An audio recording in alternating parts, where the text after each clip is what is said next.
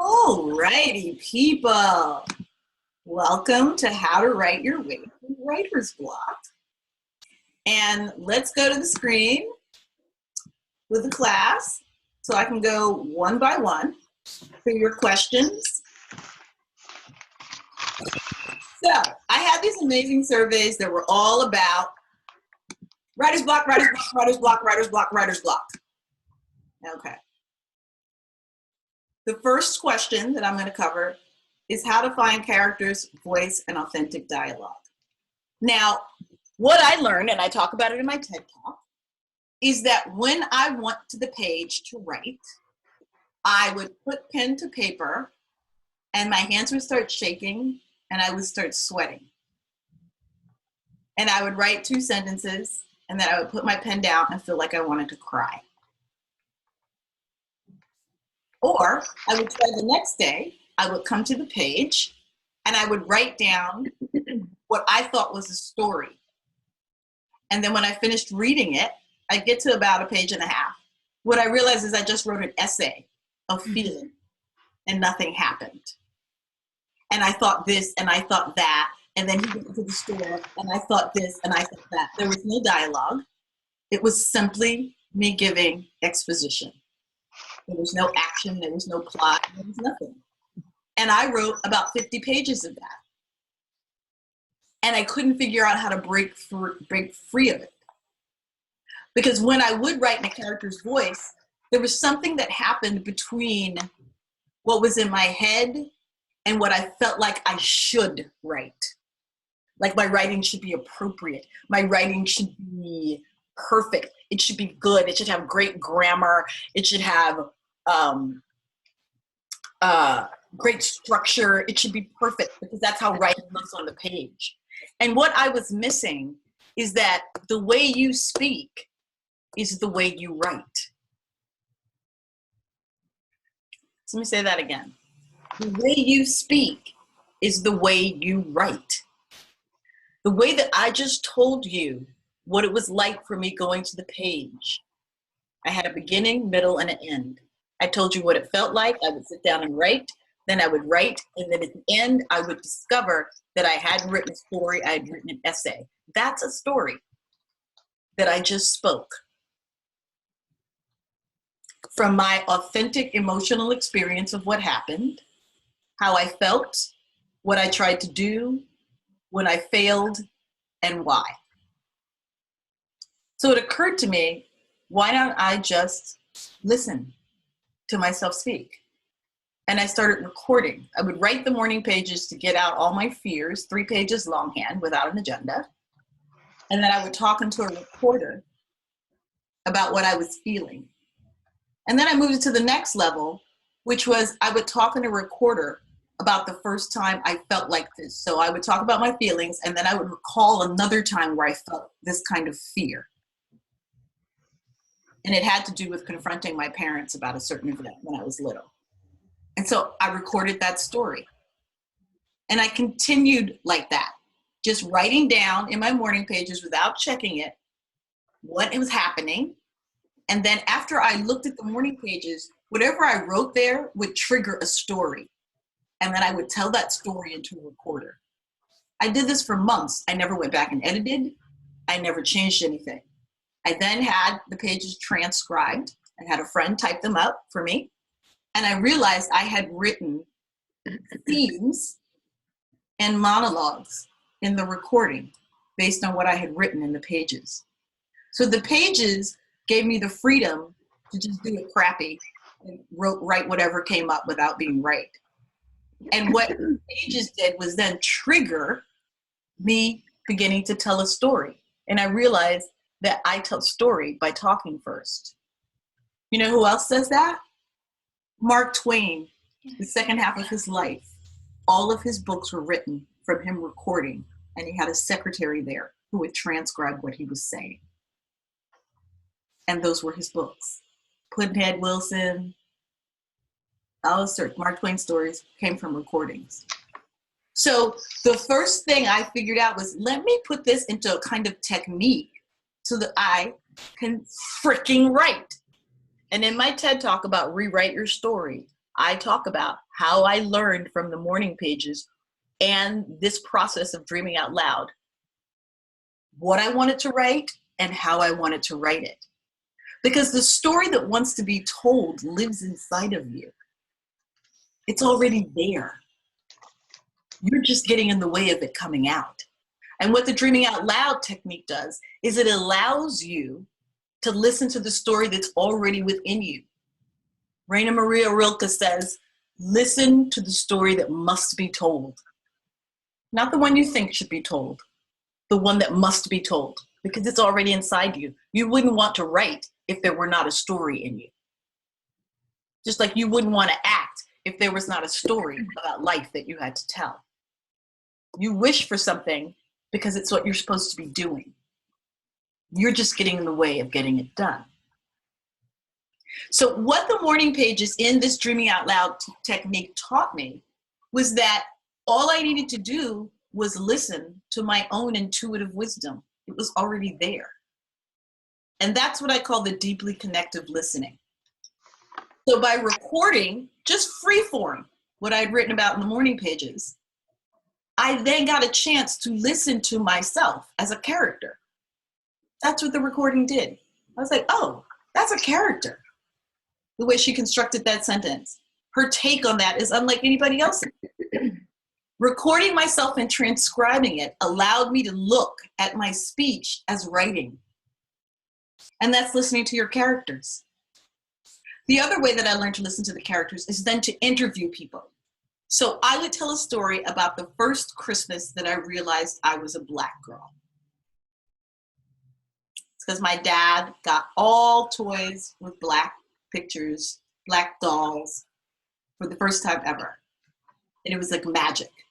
So I wrote about that in the morning pages, and then I recorded that story of what that Christmas was like.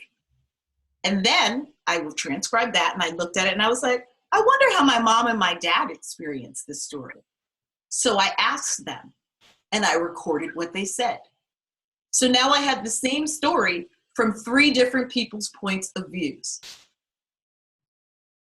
So what do you think I have after I have my recount was 3 pages, my mom's was like 2, my dad's was like 2 pages.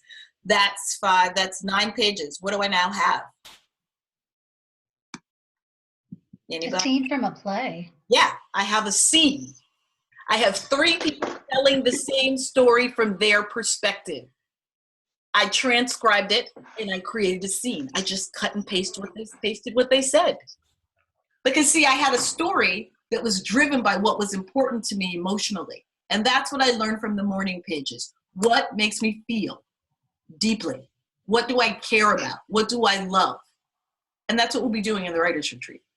We'll be exploring the things that I love, the things that I fear, the things that I've learned about life, what they've taught me, and how it felt in the moment that I was learning it, and then recording it, and to begin listening to the stories that want to be told. That's all writing is listening to the stories inside of you that want to be told. They're already there. You just have to learn how to listen to them and then put them into a structure, okay? So if you're doing this exercise, the first thing you're going to do is the morning pages. And that's how you overcome writer's block, okay? The morning pages are 3 pages longhand every morning without stopping. Now, I outlined a morning ritual, which I sent to you guys in the notes, and I'll resend it to you so you can take a look at it. It's about choosing a space, choosing a time, choosing music. And the minute you sit down, choosing your drink of choice. I make a homemade chai tea. I love that Pema Chodron, who follows Thich Nhat Hanh, who is a Buddhist teacher, believes that everything that you do is a meditation. Washing dishes, if you do it intentionally, is a meditation. Writing the morning pages, if you do it intentionally, is a meditation. All writing starts from great meditation. And how do you do something intentionally? You turn it into a ritual. So that every time I wash the dishes, I use an orange scented soap. I start with the first plate, I move into this. I have a ritual that allows me to relax and focus on the smells and focus on the feeling of the water and focus on the feeling of the sponge. I learned that from Thich Nhat Hanh. Everything is a ritual. If you're paying attention and being present in the moment in which you're doing it, and you do it the same way every day. So I developed a morning ritual where I go in and I make a homemade tea in the quiet of my home. I don't talk to anyone. I go and I do this process. I warm the milk, I warm the black tea, I warm the cardamom seeds, I put in the ginger, I put in the fresh turmeric. It's a ritual. And I repeat it. And while the tea is boiling, I go, I turn on the light, I set up the section in my reading corner. That's the same place I read every day. Now, that's just a regular part of my living room. But when I'm writing my morning pages, I clear it of all debris, put my plant on the table, light a candle, make my tea, bring my journal, bring my book of poetry, press my playlist that I listen to every morning, which is usually what I call desert music. So it has some Indian music from the desert. It has stuff that's not from the everyday of my life, so it'll put me in my head, it'll free me up. I have rain sounds. It's a playlist that I play every morning. Sit down. I've done the ritual. I haven't talked to anybody. I haven't checked email. I haven't done anything. And even if I only have 10 minutes, I do it this way every morning or every night. I find the 10 minutes. I steal them. And here's where you're going to get that 10 minutes from. If you don't check your email, your text messages, or your social media, you now have 10 minutes to write. So put your phone, your laptop, turn all that shit off when you go to bed. And you don't get to turn that back on the next morning until you've done your morning ritual. That gives you a good 30 minutes. Promise. Never check your email and social media first. Do your pages first. Never fails, right? And in learning how to do the morning ritual, what that triggers is after you've done it for about 4 or 5 mornings, you go back and you look at the morning pages. What are the recurring themes that come up? What do you repeat over and over again? I'm afraid of being an artist. I'm afraid of being an artist. Oh, I feel like I'm not good enough. That's why I don't book things. Oh, I feel like I'm tired of working for free. Oh, I feel like I wish I could write my story, but I feel stuck.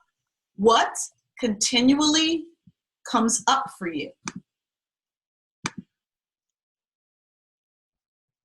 Right?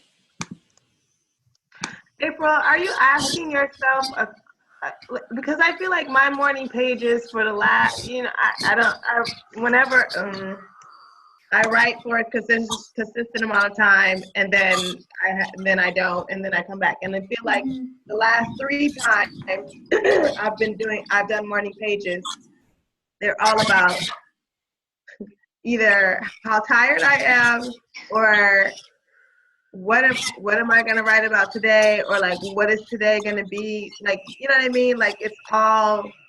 So, okay, that's great because the morning pages are emptying. Okay, the morning pages are about dumping out so you can make space for new things to show up. Yeah. That's why it's about staying on the page until something comes up. So if you are writing and you can't think of anything to write, you're right, I can't think of anything to write, I'm so tired, I can't think of anything to write, I'm so tired, I can't think of anything to write, I'm so tired, until something else comes up. And you allow it to come up. That's what makes it a meditation. You're not controlling what comes up. You know, when you sit down to meditate, people are like, oh, they're like, free your mind and empty it of all junk. Yeah, well, how am I do that shit? It's full of the junk.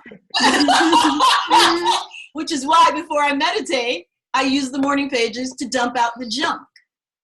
Mm. That's all you're doing. You're learning how to clear the space. Okay. Right? Then after you have many, many, many, many pages of it, it's 21 pages if you do 3 pages every morning. At the end of a week, go back to the words that keep coming up. Just circle them. Just circle them. And you can put all those words in a jar and pick one out each day. Or you can make a list of those things. These are the list, and then put those things. So if tired is what keeps coming up, tired has its own list, emotions. So you make, that's an emotion. If fear comes coming up, you can put fear emotion in another pile. If your current job keeps coming up, or your taxes keep coming up, or your mom keeps coming up, just put that one word in a jar on a slip of paper and leave it. Then you figure out a weekend where you can make time to record. And you take those pieces of paper and you just start talking into a recorder.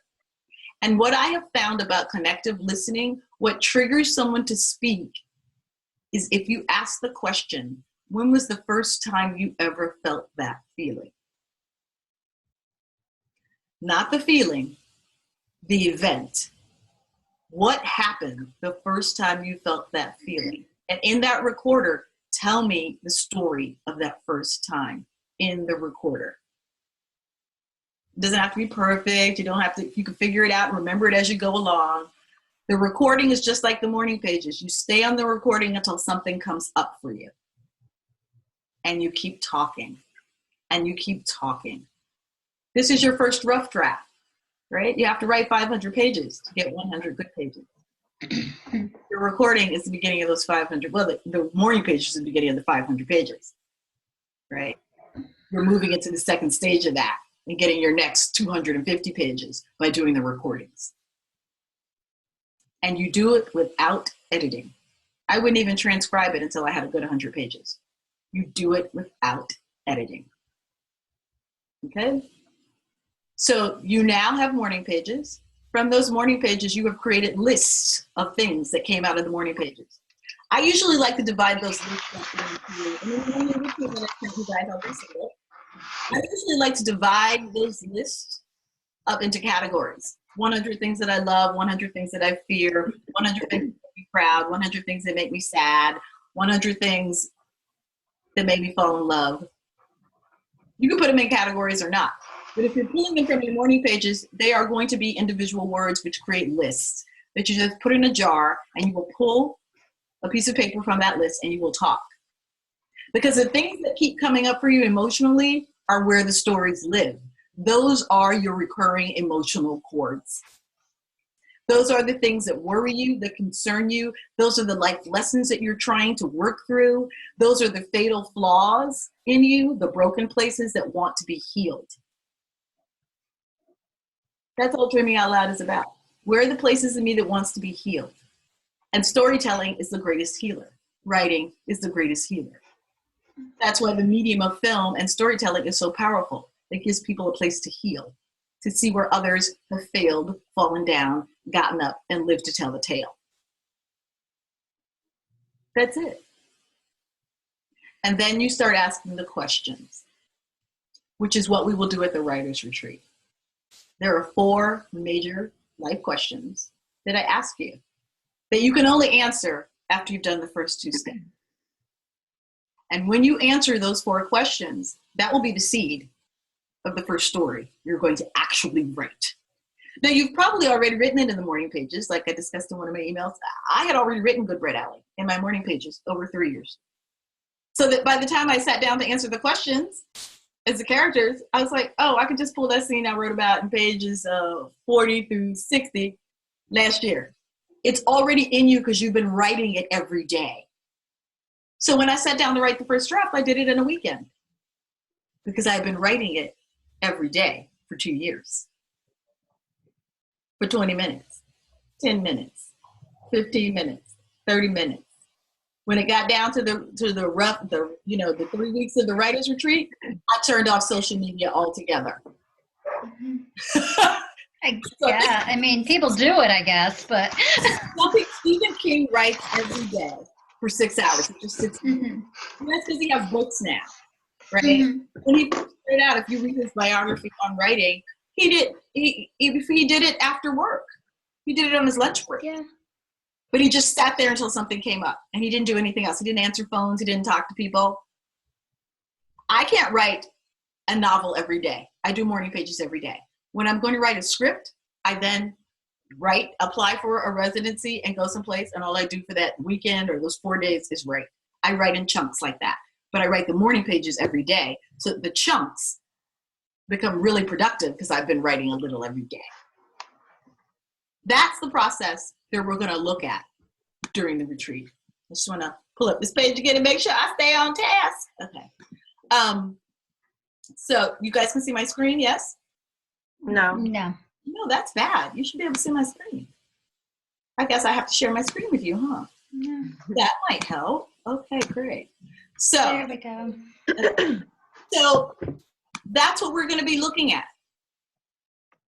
How we work through them. So the process is morning pages, look for the recurring chords, make the lists out of those recurring chords. Then record stories from those chords. When you record the stories, the characters will start to come up for you. So say one of the things tiredness, I'm really tired. That's one of the things that came up, like recurring emotional chord. Angela, I'm really tired. All right, then you're gonna pick up the recorder and talk about what it is to be tired. And when was the first time you felt tired in this way? And you're gonna tell me a story. It was the first time you booked a job and you didn't know what was coming up next and it was your first TV job. Tell me that story. You've recorded that. Now tell me that same story from somebody else's point of view. That's where character and dialogue comes from. Because authentic dialogue is just spoken from a character's strong emotional points of view. That's what creates great dialogue. And everybody is always speaking from their recurring emotional chords. Always. That's what makes good. So you speak characters aloud, telling the same story. Call it the Rashomon technique. They use it in film where the same story gets told by different characters' points of view. When you as a writer, I do it into a recording. I pick a story that's come out of my morning pages, I tell it from my point of view in the recorder, and then I tell it from somebody else's point of view who's involved in the story. And then, if you like, you can listen to the recording, or when you have that scene transcribed, go back and read the transcription. That's how you connectively listen to your characters. You record what they say and then transcribe that verbatim. Because in people's speech patterns is their authentic point of view. That's their authentic writer's voice. Your speaking voice is your writer's voice. It's the same. So this all solves the problem of how do I find my story? I don't know where to start. You start with the morning pages. Mm-hmm. You start by allowing yourself the freedom to be where you are, to know what you have is enough, and not having to get it right. That's what the morning pages does. And you commit to that ritual every day. In the Writers Retreat coming up at the end of February, I'm going to have people do this process the week before so that they have 7 days of writing and 7 days of making lists. And hopefully some transcribing of stories. We will bring those transcriptions, we'll work on them during class, so that we get you a good 25 pages to work on. And from that 25 pages, I will give you a script outline, and you will plug in the parts of your story into that outline. And you will realize that you already have the makings of a script in those transcriptions. You just need to give yourself the freedom to tell the story first. Then we'll plug it into an outline, into a story, a beginning, an inciting incident, the first climactic problem, the second problem, the third problem, all 6 problems that lead to the break in the middle of the first act, right? The point of no return, the climax, and the resolution. That's all in stories that you have been recording. You don't worry about structure when you're recording. You tell the story, write it down, and then you put it into a structure. And I provide the template and the framework. Easy peasy, lemon squeezy. And the last part that I'll talk about, which is in some of the free classes that come with the retreat, is I got this question from Kareem. How do I write a pilot that I star in, which is picked up, goes to series on a fancy cable network or Netflix, Amazon, like Lena Waithe, who has 2 shows now she's written, one with Emmy. Issa Rae's Insecure, Justin Simeon's Dear White People. This is not rocket science. All they did was write about their lives. Did everybody see Master of None, that episode when Lena Waithe came out? Mm-hmm. That episode was genius. That episode, and then the episode about New York stories. That was That New York so good. episode is the best writing I've seen on television I agree. in at least 5 years. Why? You had to put your damn phone down. Yeah. She just listened to people. That's all she did. She listened to her mother and her aunts tell the story of how she came out. The New York stories, she just listened to the people who were around her when she was experiencing or observing these stories. That's why they feel true. That's why they feel real. It's just a retelling of what happened, but from that character's point of view. She may have seen the two African guys going to looking for a good night out, right? She may have seen them, but what she didn't do was imagine that same story from their point of view. So I'm sure that's what she recorded and wrote, and that's how we got that scene. It's now not from her point of view, it's from each of those characters' point of views. That's what makes those scenes so compelling. Or the deaf couple, which made me holler. Because people are real people. Just because they're deaf don't mean they're not horny and don't have fights with their significant others. This great, great writing. Because it came from this truthful place of the story that needs to be told, and just allowing your characters to talk by truly listening to them and letting them tell the story from their points of view. It's really simple when you break it down to these basic steps. And we'll finish the weekend with what I call Operation Slate, branding and marketing. How you put together the script, how you put together your marketing package based on what the script is about, and then how you raise money to make it happen. And you raise money by having a brand and building audience. It's all one and the same. But first you got to figure out what the story is of you. And that's what the Dreaming Out Loud is about. What is the story of you? The story of you is unique and unlike anybody else's. Because you have a set of life lessons that you figured out in a way that is uniquely your way of figuring them out and solving problems. And that's what you bring to the table as an artist, as a storyteller, right? I will provide the structure. I will teach you structure in 8 hours or less. It ain't hard. I got a handbook. But we don't worry about structure until we have a story, because every story is going to take on its own structure. Okay? So that's what I'm going to do in the retreat. And I'm going to play a little bit about folks that have struggled with some of this stuff, who took my retreat about how to get a screenplay written and produced.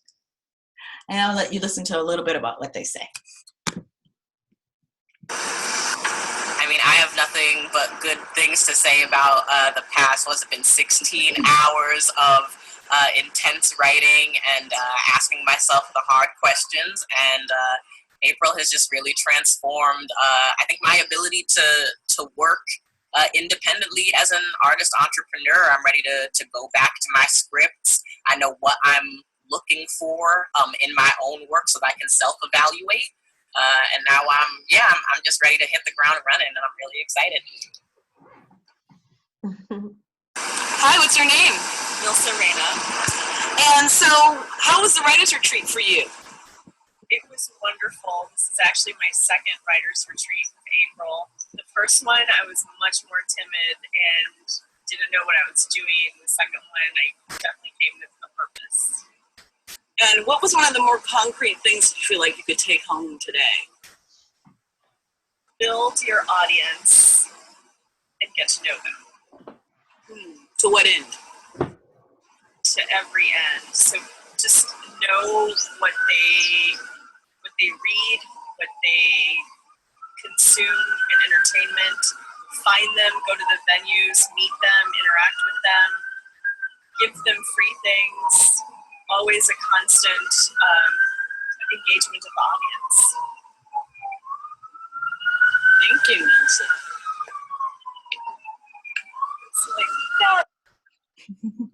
I'm just gonna say one thing. That writing retreat was awesome.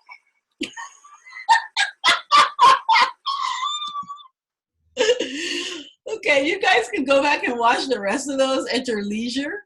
Mhm. But I had so much fun, and it was 16 hours. We did it at a house and we were really freaking tired, but people were pumped and got a lot of writing done. And I wanted to show you Liz and Nilsa first, because Liz and Nilsa have produced their shows off Broadway out of those 2 retreats. Their shows are done. Not talking about it. Done. Done, done, done, done. Okay? And as you go through this slideshow, you will see Juan Francisco Villa. Okay, this woman has lost her mind. Michelle Hartley has now written 2 films, 2 solo shows after the writer's retreat and the emotional chords exercise. Jillian is on her 4th play in an MFA writing program at Columbia. Done. She then had several workshops of her plays. Fajardo has finished his script that he started in the workshop. The reason I'm sharing these stories with you is because some people write just to be like, let's be a part of the process and let's just explore. Fuck it, explore. You're going to be a storyteller. You can't be a storyteller if you don't finish the damn story. That's just really what I believe. So I don't believe in teaching writing to collect your money. I believe in teaching writing. David's show got produced off Broadway in the Kirk, in the United Solo Festival. I believe that you finish your damn script, right?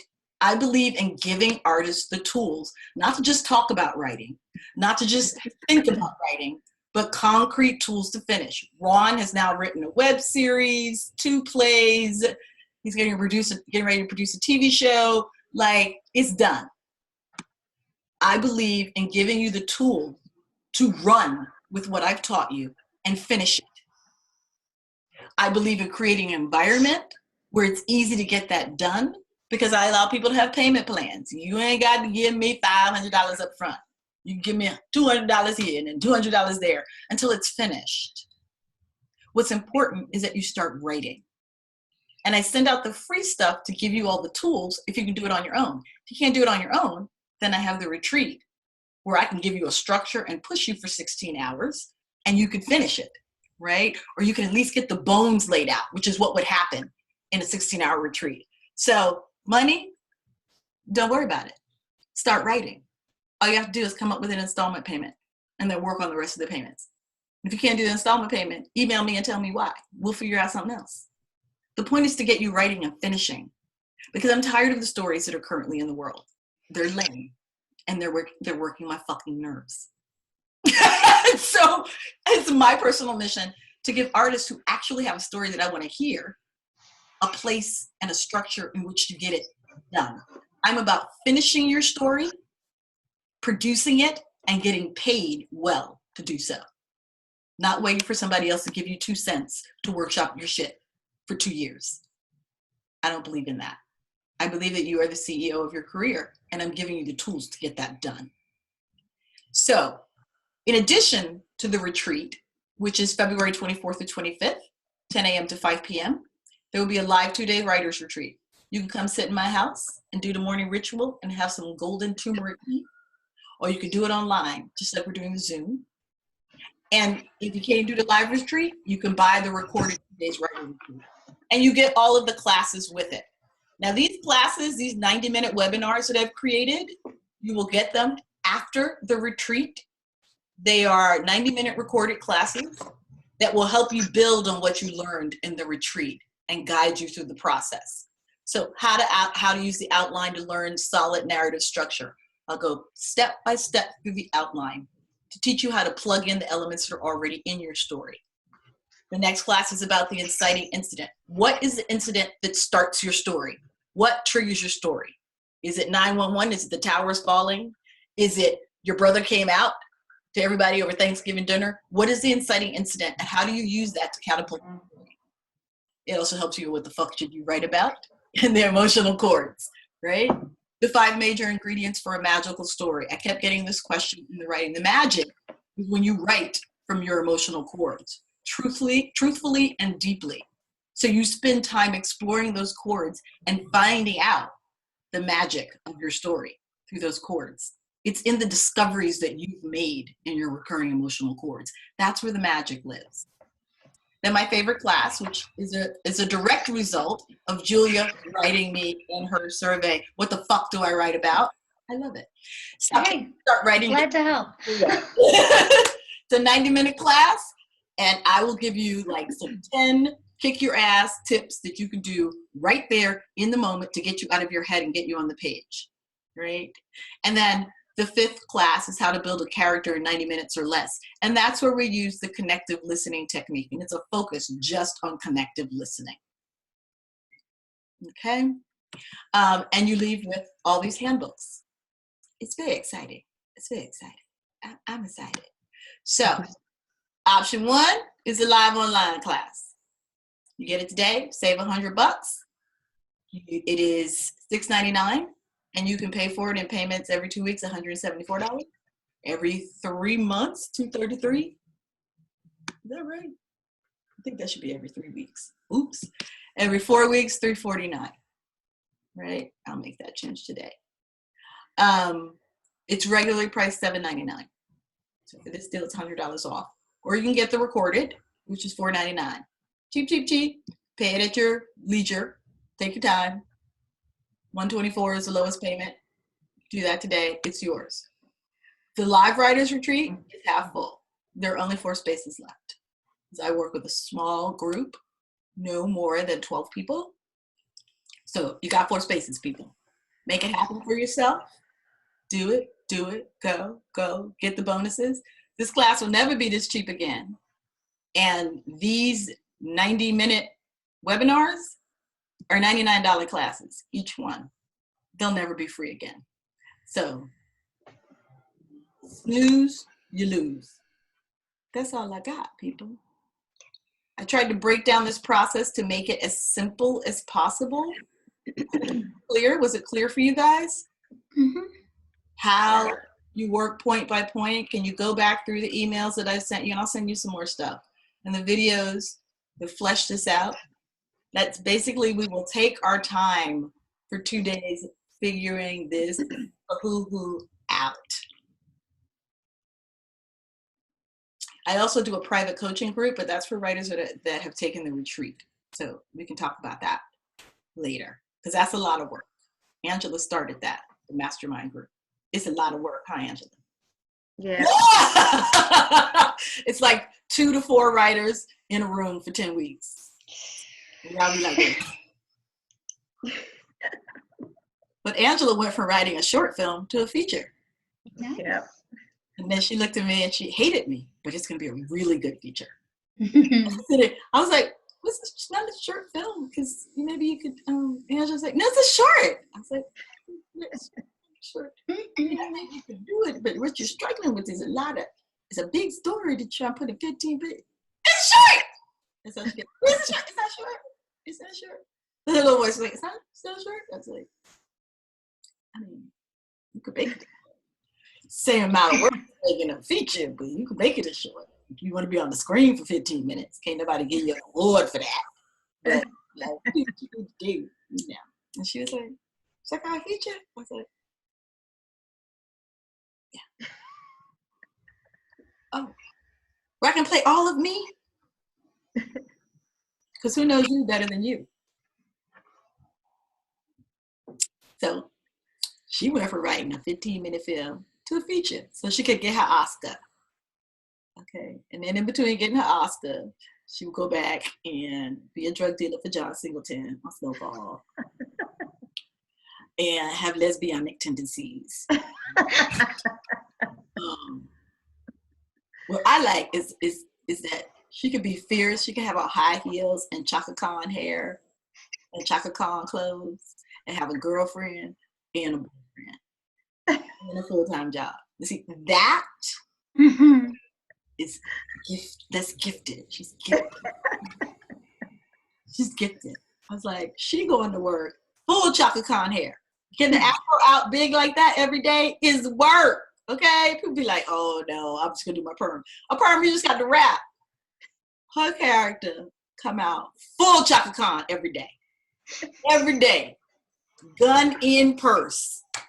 Outfits coordinated. Okay? Okay?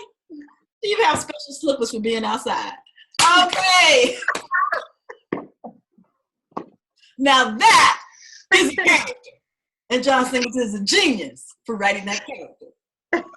You learn things about yourself that you never knew. Shaka Khan with a gun in the handbag and a boyfriend and a girlfriend. Love that. Great story. Now you're going to write a movie in which you expand upon all the beautiful things. Shaka Khan, if she was a corporate mogul. Okay. With a boyfriend and a girlfriend. What kind of skill do you have as a writer and as a human being to walk out the door looking fabulous and have a boyfriend and girlfriend? And I mean, those things take time. And energy. That's a lot.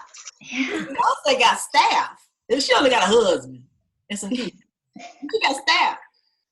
Shaka Khan don't have all that staff. Husband, girlfriend, career. Any questions, ladies? Yeah. I know you did. What's your question, Missy Doo? Go back to, okay, so I've written my morning pages. I picked out those words that recur. I put them on the slip of paper in the jars, and at the end of the month, I pick a slip, and then I record it. And then you said something about after, don't transcribe them until you have 100 pages. Or what did you say? I would say you've been doing the morning pages for a long time. Get 25, 50 pages of the morning pages before you start making lists. 15 and 25. I mean, when I made my list, I had been writing the morning pages for 3 years, going, fuck this, like that, fuck, shit, fuck. And it was actually my therapist that was like, so what's going on for you in those pages? I was like, am I supposed to talk about it? And she was like, yeah, you make discoveries in the journal. Is that what you're doing it for? I was like, for real? I thought I was just cussing motherfuckers out. She's like, well, that's a discovery. There are things that you're not saying that you need to say. My therapist doesn't curse. I was like, yeah, I was like, motherfucker. It's like motherfucker every page. She was like, so what follows after that? I was like, oh, after motherfucker? She said, yeah. I was like, Yeah. somebody treating me as if I'm less than what I believe myself to be. And she went, when was the last time that happened? I was like, I don't know. She's like, you might want to think about writing about that tomorrow. I was like, just give me a writing assignment. I was saying you'd be my therapist, not to give me writing assignments. She's like, or you can talk about it. I was like, no, I'll just write it down. Like, we didn't talk about that. She's like, you don't want to talk about it? I was like, no, then I get all like teary and vulnerable and whatnot.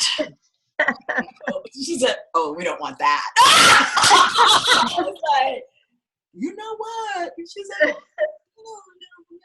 no. I was like, I'll write it down. So I started writing down what I didn't really want to talk about. And she was like, so how did that go? Do you want to talk about that? I was like, no. And one time I had an assignment I had to talk about shame and something that made me feel shameful. I had a whole story about it. Like it was an epic, it was the color purple of my life. It was a 3-hour epic. Yeah. And she's like, I knew she was going to want to talk about it. And I was like, I want to talk about it. Okay. That's a lot. All right. And I know she's going to be like, okay, I'm listening. Which means she's going to sit there until I say what I need to say. So I got her ass. You know what I did? I wrote that shit down. 22 pages. Then I printed that shit out and I mailed it to her with a post-it that said, I would like to discuss this at our next session. Bam! I thought I was being genius, right? This bitch was getting me to write. I was like, yeah, I just was working it out in my morning paper. And then I recorded it and then I transcribed it. And I didn't realize it was like 25 pages, but then I printed it out and then I mailed it to you saying, to be discussed. And when I came out, I was like, did you get my letter? She said, I did. And when I've been really ridiculous, Dr. Owen smiles. Mm-hmm. Because she's going to let me be ridiculous. I need this journey for myself. Like, whatever.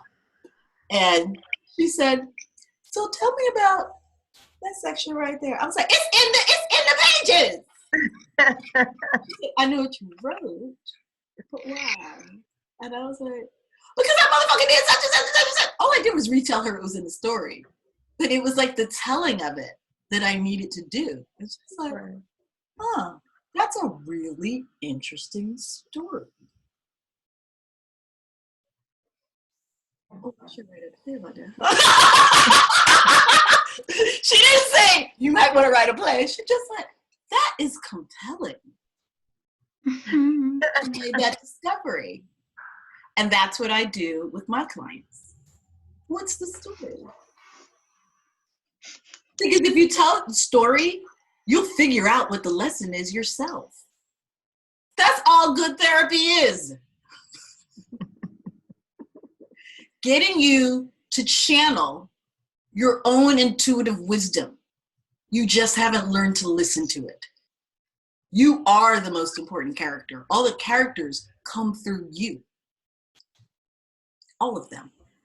They flow through you. The voices, the stories, the lessons, the aha moments. You just let it fall out of your mouth and put it in order later. Why do you think people hire ghostwriters? All people do is sit there and get interviewed by their ghostwriter, and then the ghostwriter goes, oh, I was listening. Here, let me put it in a format. And you pay them a lot of money to do some shit that I could teach you how to do in a weekend. I was like, it really is plug and paste. Once you have the pages, you're like, okay, so where's the problem? What's the first event? Okay, plug that section, pages 1 through 4. Just plug that in there. Okay, what's the second event? Oh, okay, plug. It's cut and paste. It's thinking about what it's supposed to be that causes writer's block. It's thinking about, oh, what should I think of? That stops you from getting a story. Just talk. Just talk. That's it. That's it. So when you got 25 pages, just start talking to that recorder.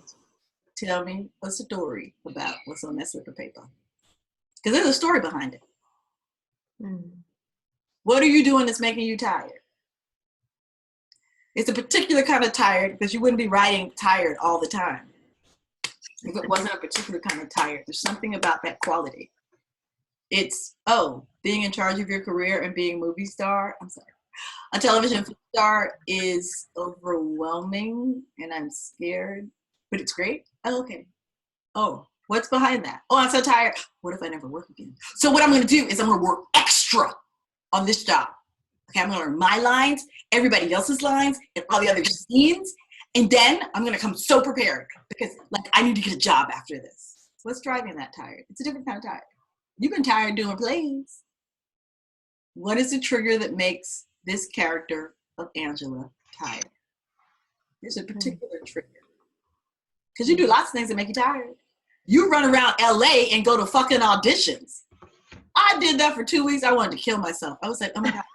Just driving to the audition, finding parking, getting out, doing the audition with all the frou-frou people who are like, hey, in the lot. I was like to kill myself. Okay, let me change my outfit. Let me get back in the car. Let me sit in traffic and drive to another audition.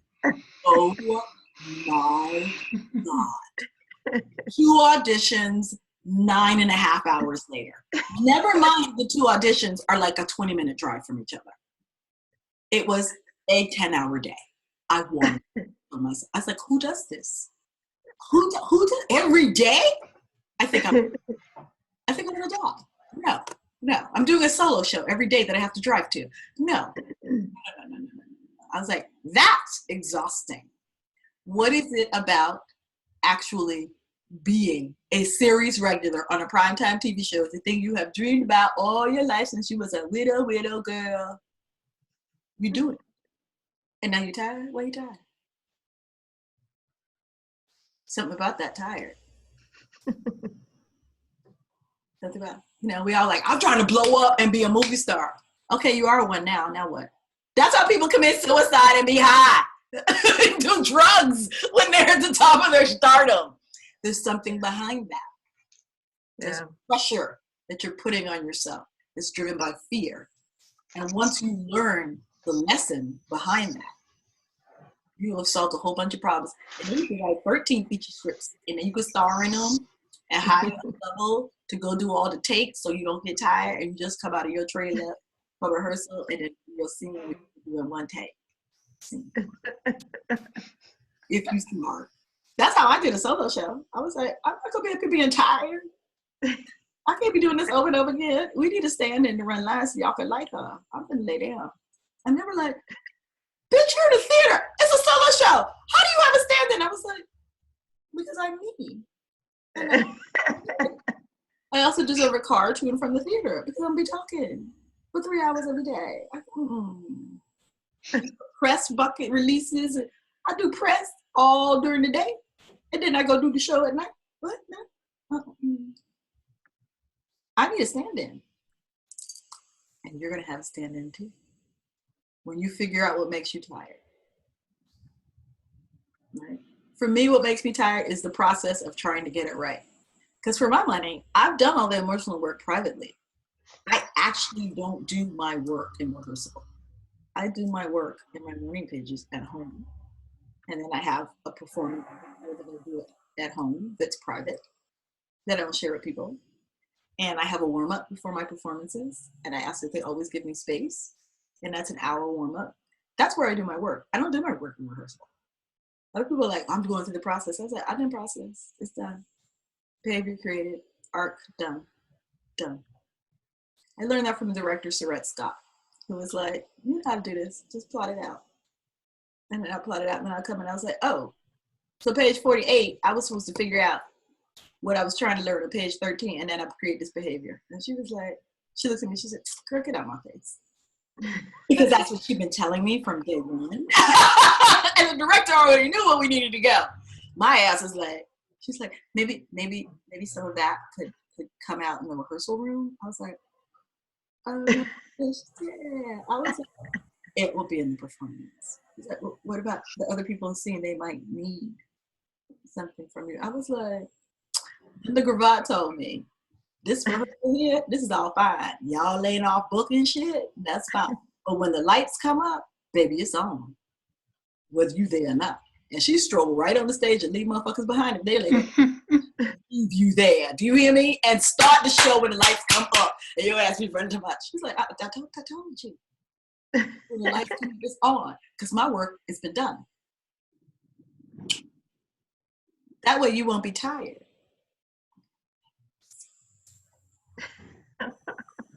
When you have your Oscar for your movies that you've written, and you're getting your Oscar money as an actor, your Oscar money as a producer, your Oscar money as the writer. That's 3 checks. Your kid's going to school now for the next 99 years. And your intuition is already raised. Thanks. Fear of success. Fear that you might be as good as you are. There's lots to write out. Fear that you might be a genius. Fear that the people you look up to you think are geniuses are really not more talented than you are. I was thinking that. I was reading your Instagram. I was like, you don't even know. I'm a hateful teacher. I was like, bitch, you more talented than that motherfucker. I was like, comments. I was like, she was like, you're so talented. I was like, bitch can't. Okay. Any more questions? Y'all ready? Angela's already taken the retreat. Julia? I will talk to you. Okay. We'll figure this out. Okay, come talk to me. Okay.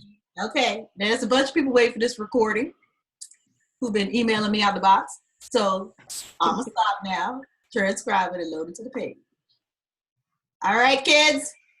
Thank you. Peace, love, and happiness. Bye. Stay strong. Stay girl.